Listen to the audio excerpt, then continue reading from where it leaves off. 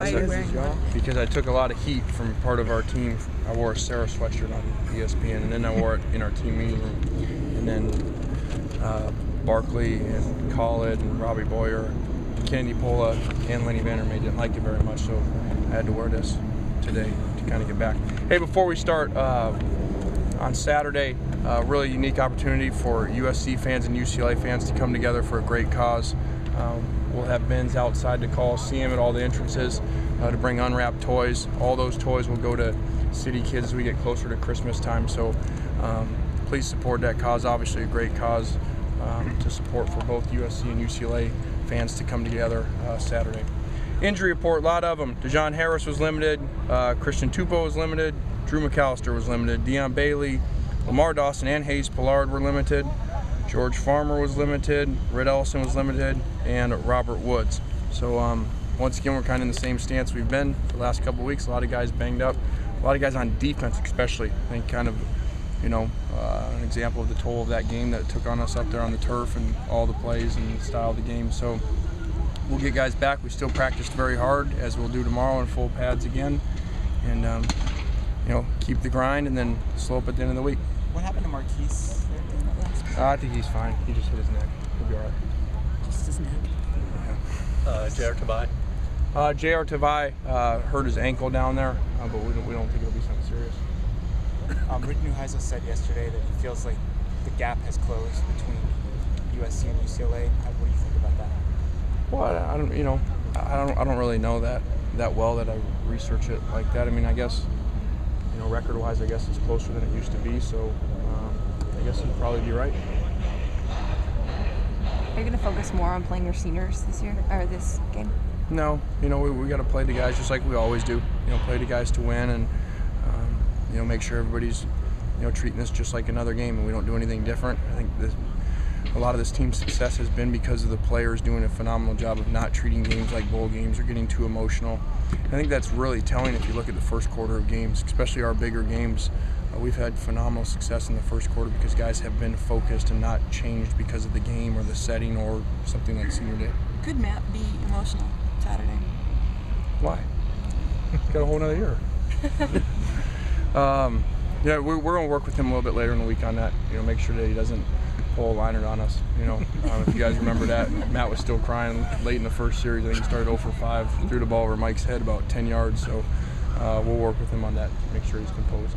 He said he's unemotional. So. You're probably right. Really, if you think about Matt, and obviously I'm fortunate to be closer to him during games and stuff.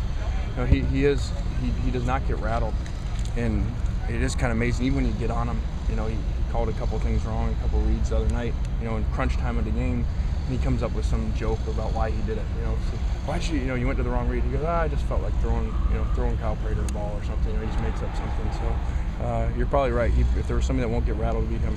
What's your sense on whether he's going to get I don't have a sense. I think that I think it's going to be a hard decision for him. I think that he's going to do a great job with his family of figuring it all out. I think the majority of kids in his position would leave.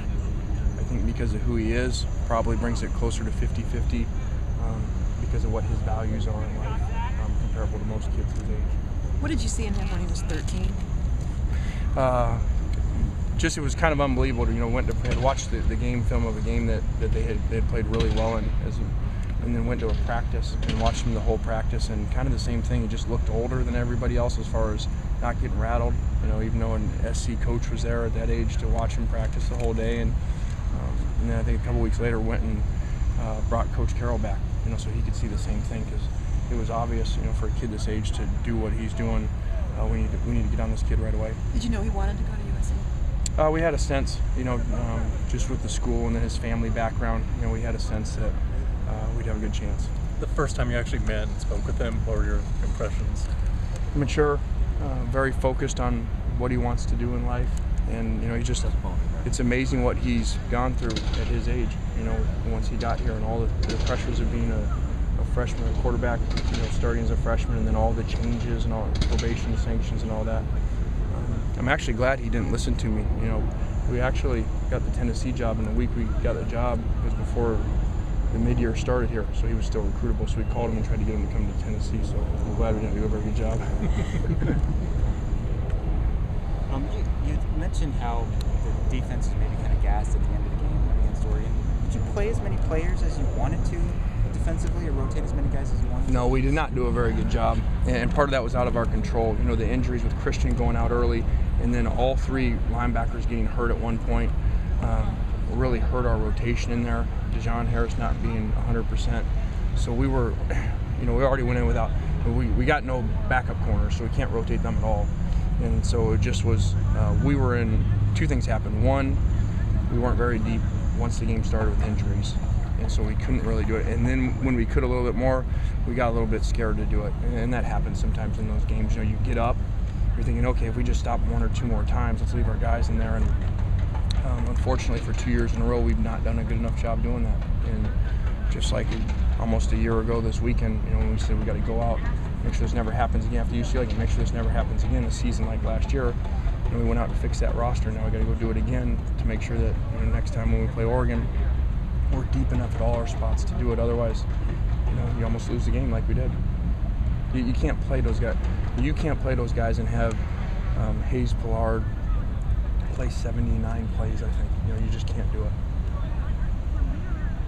in both corners. You get a jump on recruiting? Yeah. I mean, you got all this time. Yeah, we do.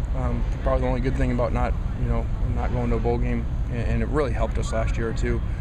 From that day, I remember in the Rose Bowl, after the UCLA game, saying, our job is to make sure starting tonight, we're putting guys on planes and buses and trains and everything to make sure this never happens again.